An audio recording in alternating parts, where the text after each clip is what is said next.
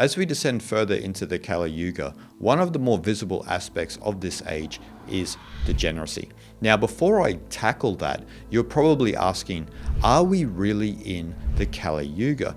Because some people have this ignorant notion that things in the world are getting better, and I'll tackle that in a second. But when you want to discuss the Yugas, you need to turn to the authority of the Yugas, which are the Puranas, particularly the Bhagavata Purana and the Vishnu Purana, authored by the great sage Vyasa. This is actually where the traditional long count system of the Yugas comes from.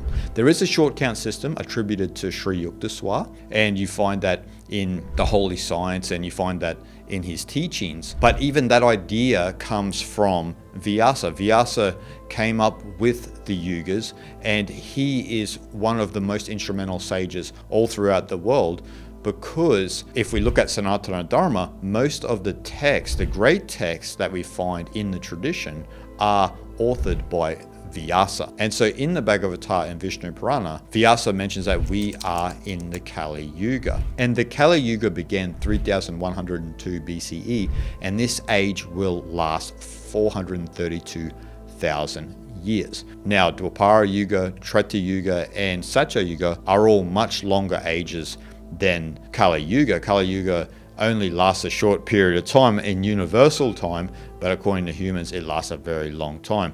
And so we have to remember then that the Yugas is about the life of the universe. It's not about us as human beings. That's again another thing that we forget about. It's not an anthropocentric view. It is a universal view. The Yugas map the universe, and we are a part of that universe, but we don't want to overestimate ourselves and think that the Yugas are just about us. It's about the life of the universe, and I speak at length about that in my documentary, The Yugas, which I'll have a link in the description and in the pinned comment for you. And I thoroughly tackle in that documentary both the short count and long count system, and you can get an idea then of where we are and why we are in the situation that we are in at the moment. But getting back to degeneracy in the Kali Yuga, first I want to tackle, like I said, this idea that people think the world is getting better. Now, why are some of the reasons that people think the world is getting better? Well, because a lot of people are economically doing a lot better, right?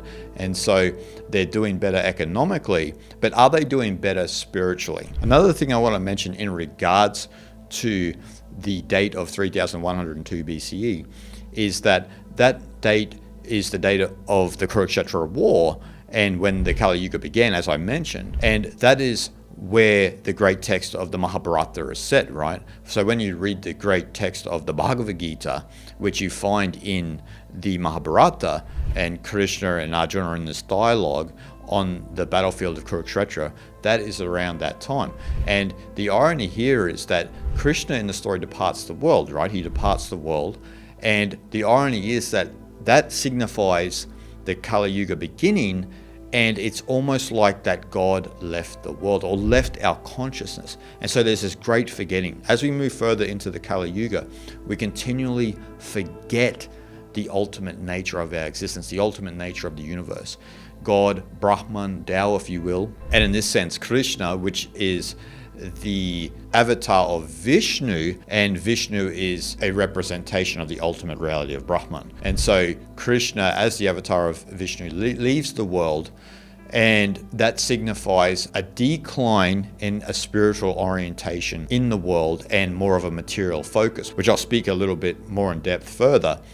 But it's ironic that that signified the kind of death of the awareness of God consciousness in the world and more of an external focus. So we become more externally oriented as opposed to internally oriented. And so that's a good segue into why some people believe the world is getting better. So a lot of people believe the world is getting better, right? But what is that based on? That's based on a lot to do with how people are financially doing better, and they have more freedom to just do whatever they want in a very hedonistic way. So you can just watch Netflix all day, right? You can watch Netflix all day and you can live in unconsciousness as much as possible. And so this is what a lot of people think, that the world is getting better because I can live in unconsciousness as much as I want. I can eat ice cream all day if I choose. I can go and get a burger tomorrow if I choose. So you have all this so-called freedom in your life, which actually ends up enslaving you. And so what is this perspective, right? This ignorant notion that people think the world is getting better. It's a materialist perspective. As I said, with Krishna departing the world, there's a loss of Brahman consciousness, a loss of the awareness of Brahman, that fundamental reality of existence that unites you and I as one, because we all have the Atman, the undifferentiated consciousness within each and every one of us, which connects us to the all. But we are ignorant of that. That is what avidya is in Sanskrit.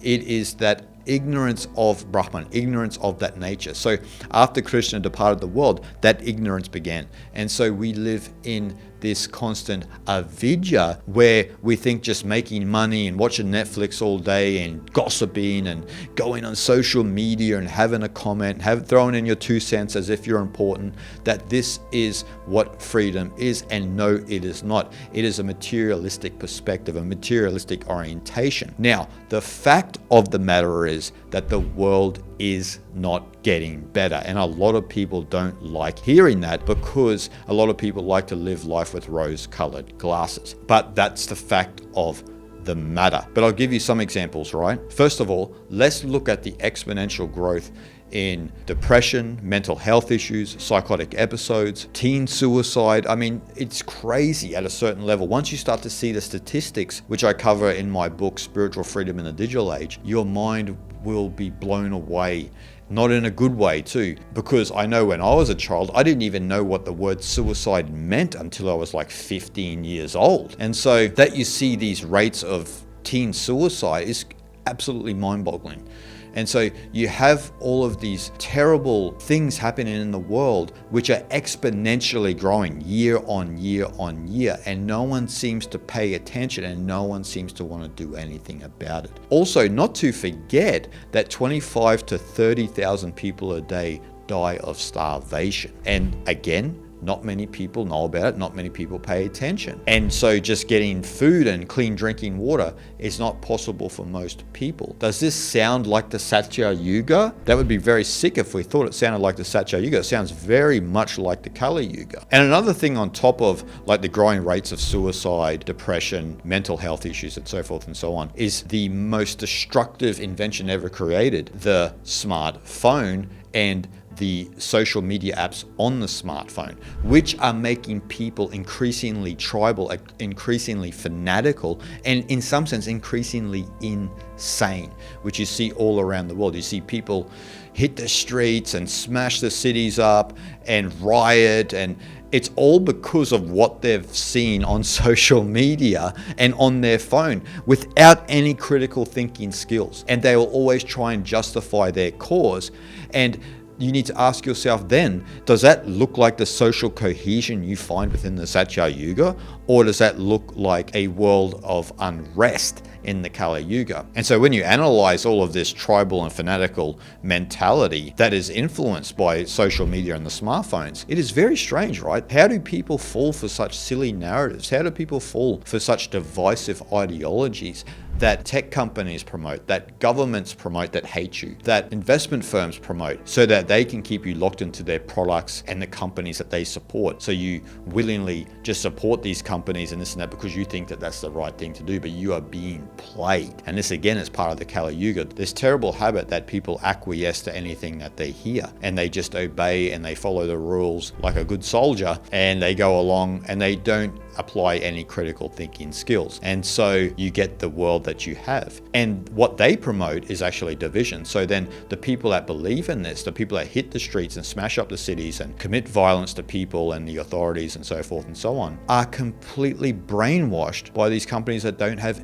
any interest in peace and harmony. And so you become a mirror of that. And so as a result, you live in a sick world. And the world that we have at the moment is sick. As I mentioned, with exponential growth and suicide, mental health, teen suicide, anything you like, they're all growing. And what's most astonishing about it is most people are asleep, nor do they care when they hear these sorts of things, because everyone wants to just take care of the bottom line, take care of their lot, and that's all that there is. And you can understand that and appreciate that from a certain perspective, because life is tough. We all have families and so forth and so on that we need to take care of. We need to take care of our neighbors, our friends, and our family, etc., and ourselves, obviously. This is important. But what is strange is that when it comes to the illness that is infecting this world, people are completely ignorant about it and actually just willingly don't want to know about it because it's too much to face unless they themselves become depressed or have some sort of psychotic episode. And so,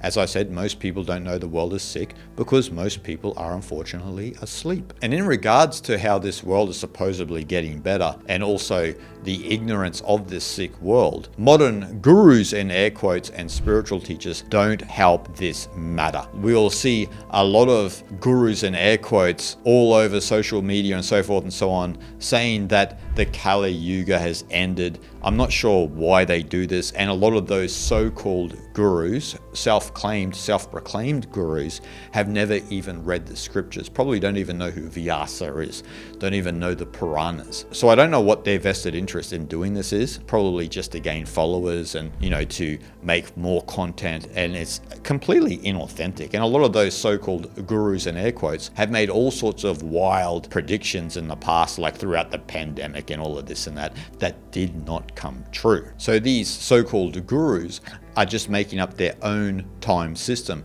to suit themselves and probably to create something that they think that people will catch wind of, and it will become this phenomenon going forward.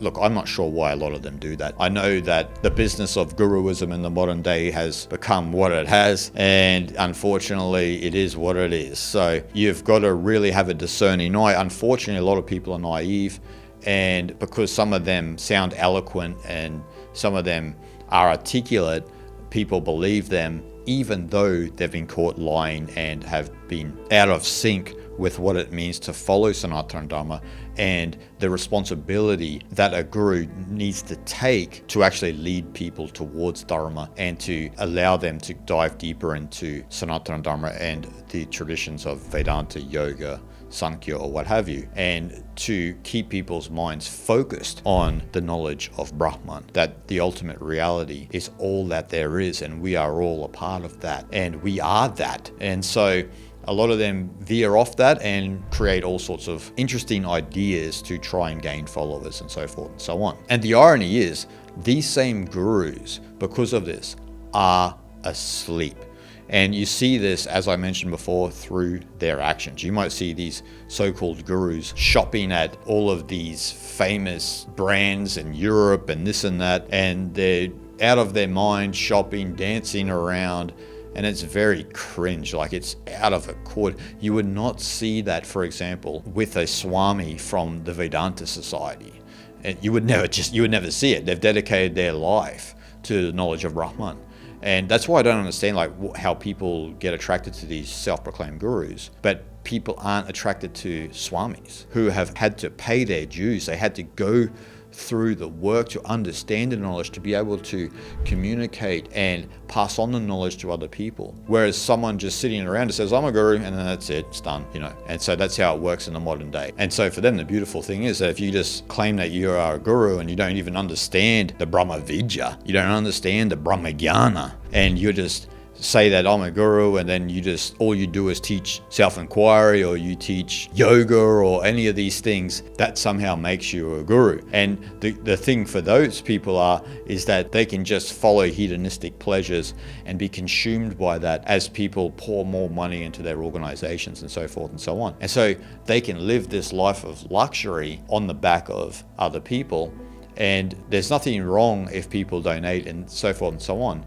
But if the guru and the organization itself are disingenuous, then you need to really think about where your money is going and what you are supporting. Because once you see them out of their mind shopping and doing this and that, then you've really got to rein that in and start to ask yourself, because you're probably not in an opportunity to go to one of these stores that they go to and buy these brands that they buy. So you have to stop and ask yourself, what is going on here? I wouldn't see this at the Vedanta Society, so why is it happening with this individual? So in saying all that, the more we go further into the Kali Yuga, the more we go into a material world only orientation, which unfortunately leads to degeneracy because you're only focused on the physical world, the world that you can see, the material world. That's what you're focused on.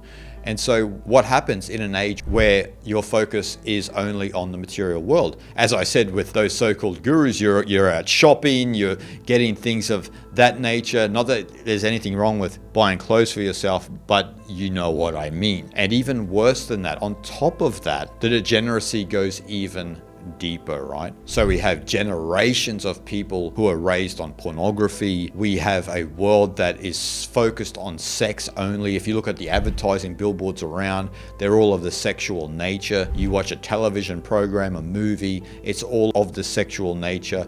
Everything is of that nature, right? And so you've got growing rates of young people watching pornography, and all you're seeing around you is sex all the time.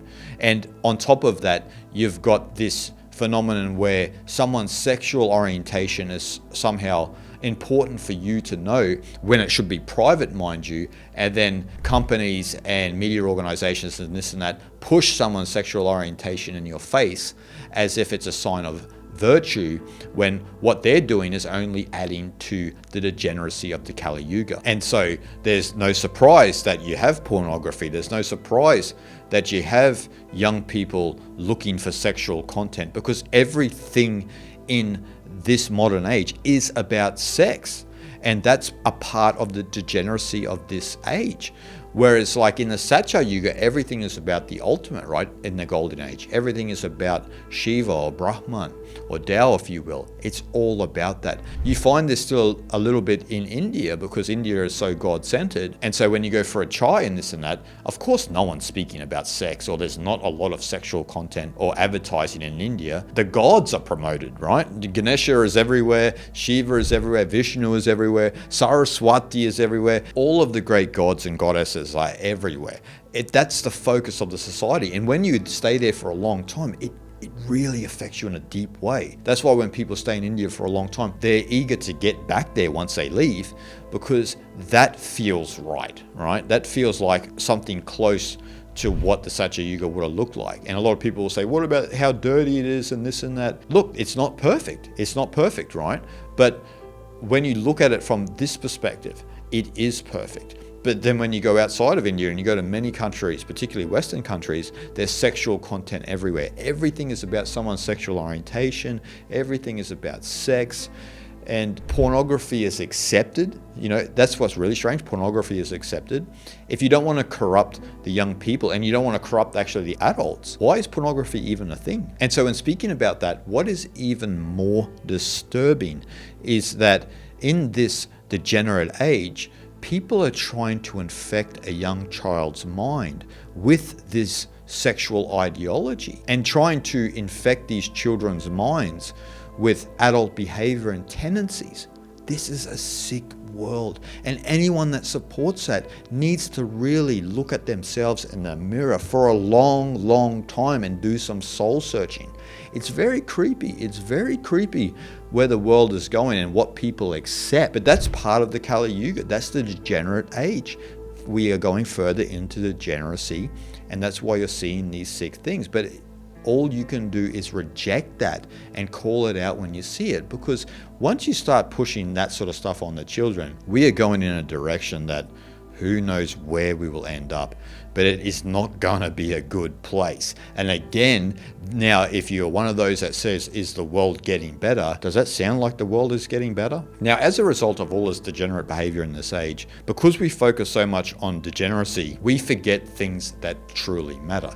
For example, we are all focused on sex, we're all focused on this degenerate behavior and this degenerate tendencies, but we forget that 25 to 30,000 people die of starvation each day. Shouldn't that be a cause of concern? That many people die of no food a day, but you rarely hear people talk about it. You can easily find the statistics anywhere you want, but rarely people talk about it. I've been to these countries, I've seen this, and it just seems that people just are indifferent to it. And that's no surprise, because we live in a degenerate society where degeneracy is somehow a virtue. And that's what the world is becoming, right? People are actually thinking that degeneracy is a virtue. And some people are actually just blind to it. They don't know because they're asleep. And they don't know that they support this degenerate behavior and this degenerate society. And so they just think that that's the way the world is going, and they're just going along with it. But you need to hold on to your center.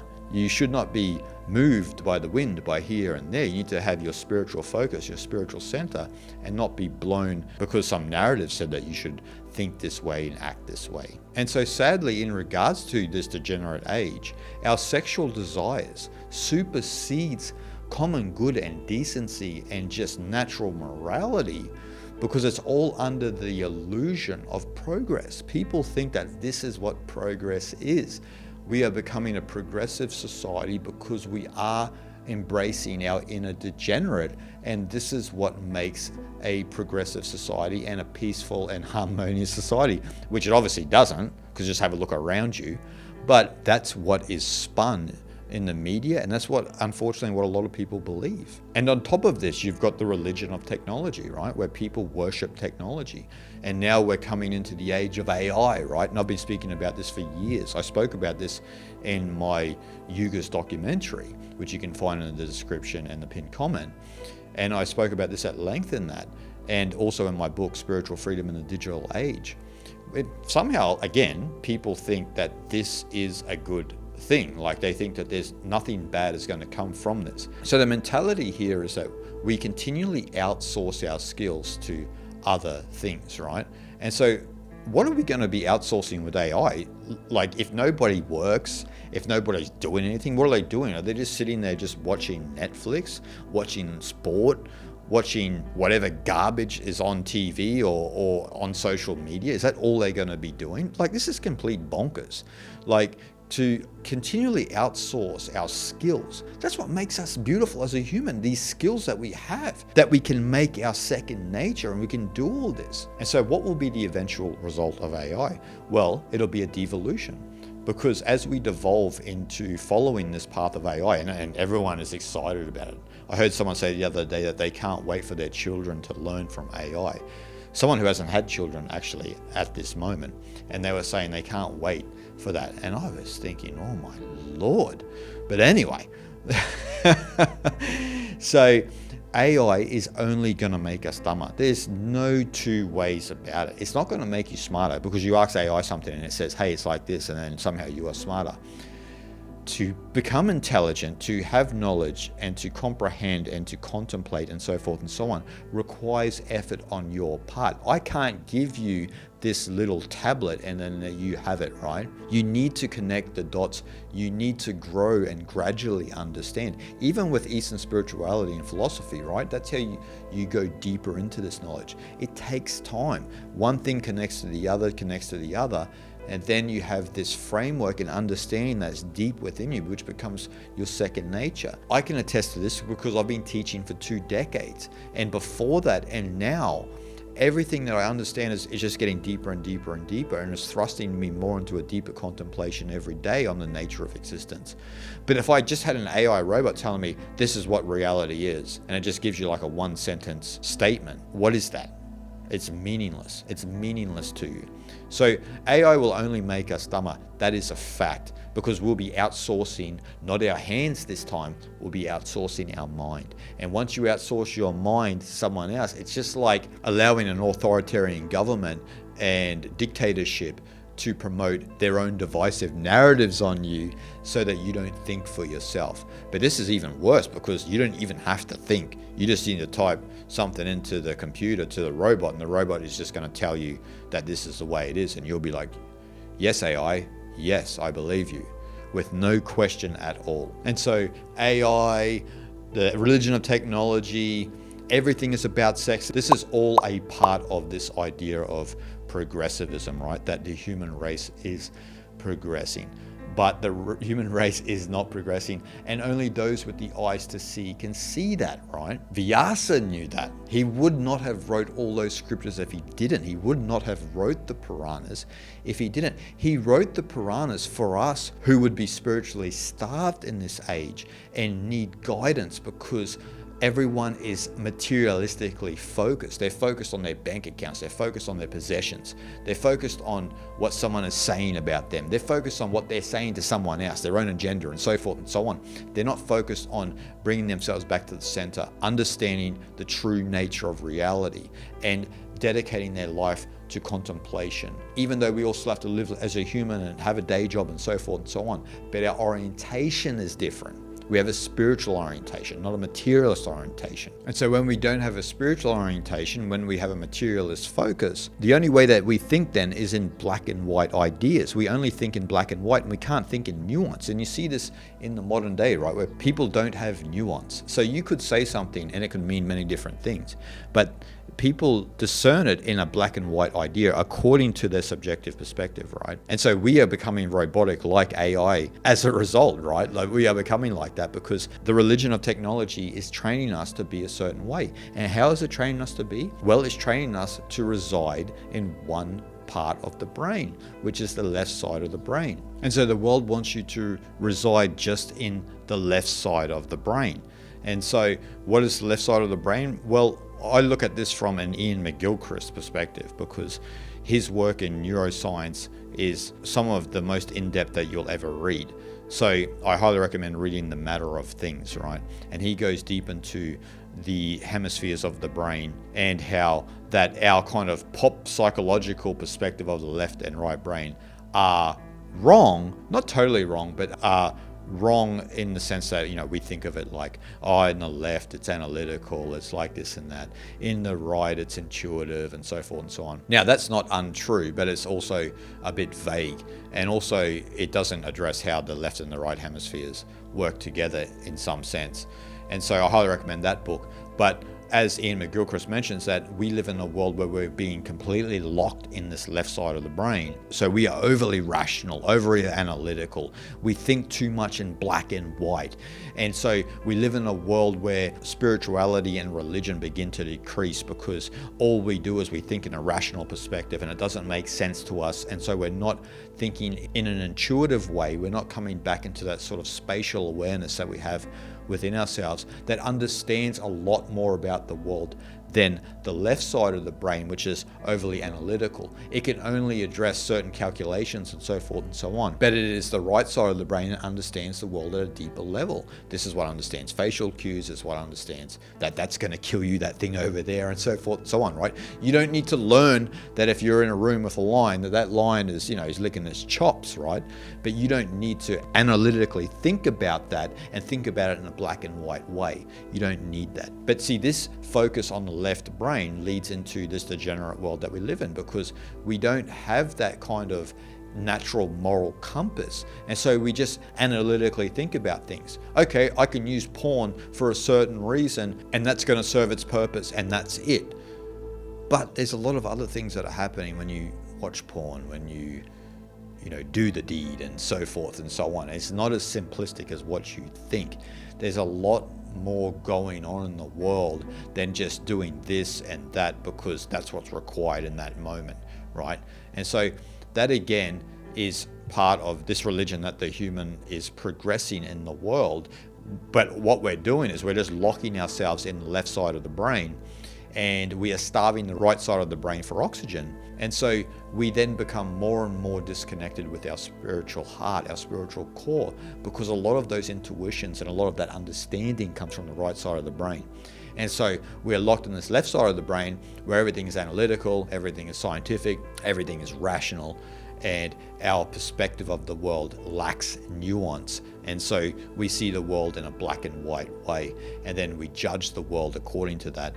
And we wonder why we're anxious and depressed, because we're not coming back in harmony with the right side of the brain, where deep understanding comes from peace, equanimity, and an intuitive understanding of the world. And so, as I said, Vyasa was one of those great sages who created all of this literature. He created the system of the Yugas because he understood that the world was going to descend into this materialistic world and things weren't going to get better. But as I said, there was going to be a group of people always throughout the Kali Yuga that are going to be spiritually starved.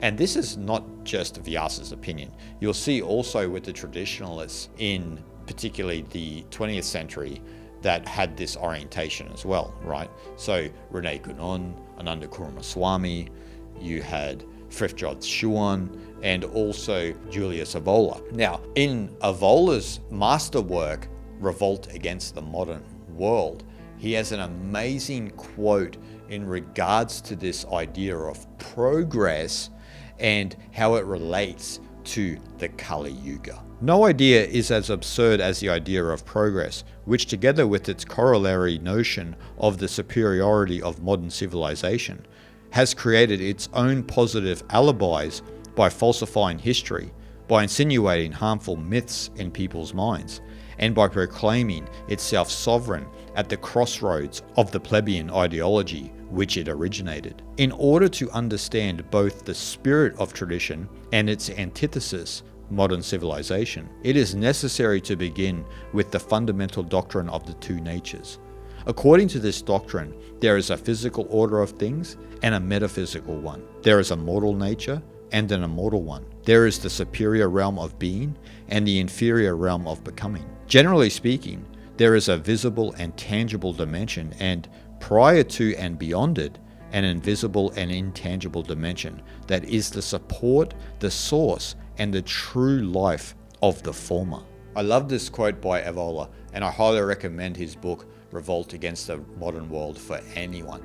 But this quote addresses the sacred nature of the two natures, right? Of that physical world and the metaphysical one. And Evola, just like Ananda Kurumaswamy, Rene Gunon, Frithjof Schuon, and these type of individuals who were traditionalists were considered as metaphysicians, right? And so they spent their whole life studying the sacred doctrines, particularly of the East, and also the occult traditions within the West. And so a lot of their works are very deep, and a lot of their command of their own language is very difficult to understand in a lot of sense. That's why when they often get translated in English, you really need to pull your bootstraps up because you're in for a hard time. But once you get into it, once you understand, then there is not much better. And so this idea of the two natures is nothing new, right? If we look in Kashmiri Shaivism, you have Shiva and Shakti, right? Shakti is the energy of Shiva. So this material manifest world that we live in, this is the power of Shiva, which is Shakti, right? This is the feminine world, the manifest world, which is not different to Shiva itself, but Shiva informs this world. As Evola said, right? The metaphysical world informs the physical world. And so it's important for us to have a spiritual orientation, because if we have a spiritual orientation, then we can live in the physical world in a much more pleasant way, a much more peaceful way, and things begin to happen for you in that regard because you have a spiritual orientation. You understand that the physical world is just the outer layer of a metaphysical one. This is the Shakti. This is the Shakti power of Shiva. What an amazing thing. What a beautiful thing. Something that should not be neglected. Something that should be respected. But in the modern world, it's not respected because we're moving more into the physical world, the material world, and think that the physical world is what informs the metaphysical. Actually, people don't even think that the metaphysical world is real or the spiritual world is real. And so that's where they make a mistake from the beginning. As Evola mentioned, and as most of the metaphysicians and as Vyasa or any great sage mentions, is that their focus is in the real world, the metaphysical one, the spiritual one, and there's an understanding that there's an illusory quality to this physical world. It's not the only game in town. These are the two sacred natures, right? It's not that the physical world is an illusion or completely negative, as some traditions believe, but it's a sacred reality, but it's only one side of the coin. The other side of the coin is the spiritual world that informs it, the world of Shiva, and we live in the world of Shakti, but we are connected to Shiva itself. And so as we moved further and further into the Kali Yuga, what contributed to this split between the physical and the metaphysical is the split between science and religion. Science and religion were one thing. It wasn't even a consideration that they could be separate. But then we went in two different directions. Religion addressed the spiritual world, and science were more interested in the physical world, the world of matter, and an exploration of the world of matter. Whereas both were necessary and both were one tradition, but they unfortunately split, because this is the process of the Kali Yuga, right? The process of a more materialist orientation of the world.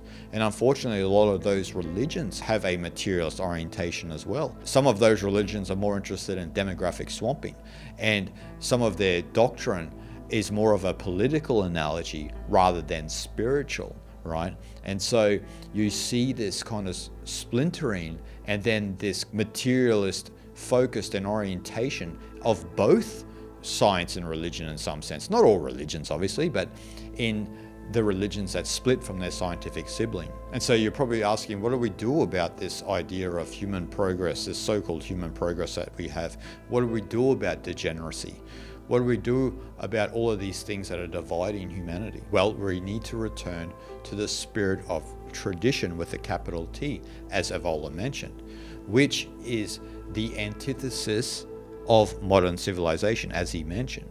And so we need to return to that. We need to return to our sacred nature, because the spirit of tradition is focused on the metaphysical nature of the world, which informs the physical world. And so we then would understand that this idea of this suicidal progress that we're on, where we're just driving over this cliff, and we think that things like AI and children being sexualized, when you think that these things are actually good, then you are completely driving over a cliff, and there's no return if we go down that path. But if we focus on tradition itself, if we return to our sacred texts, our innate spirituality, then that is what will cure all ills in the world. It won't just put a band-aid on the sickness that we have, on the wound that we have. It'll completely heal it, only if we're dedicated. So we need to refrain from a materialist orientation and come back to our innate spiritual orientation, which was once a part of us when we were in ages above the Kali Yuga. And so that's the job for all of us who are spiritual aspirants on the path. Obviously in the Kali Yuga, not everybody can be reached, because according to Vyasa, that's just the way it is, and people have this materialist focus. But for those on the path, you need to have a spiritual orientation, and you need to refrain from a lot of that gravitational pull of materialism. You need to refrain from that. Otherwise, you will end up in a state of unconsciousness, and you'll be asleep like most other people. And so you need to return to tradition and realize that progress is killing us slowly but surely. That is a fact. When is enough enough? How much technology do we need? Or are we such a fanatical supporter of the religion of technology? I want iPhone 1400. iPhone 10 is not good for me. I need to get to that stage. Why? I mean, I've never had an iPhone, but from what I've been told, one iPhone to the next, there's hardly anything different. But for some reason, people are continually on this spiral, this cycle of just buying these products one after the other, which are only keeping them asleep. And so when is enough enough? Why do we need more apps, more technology, more social media? Have you ever asked that? Why are you so addicted to social media? Why are you addicted to even YouTube here, right? Why? You need to ask yourself all these questions. Is there a material focus? Obviously, we are focused on Eastern spirituality and philosophy, so there's a depth to it over and above if you're watching something about makeup or, something of that nature, news or, whatever else is on YouTube these days. But you need to refrain from this idea of progress. When is enough enough? Ask yourself that. No, I don't need another phone. This phone is enough for me. I don't need your AI. I can think for myself. I know how to dig a hole.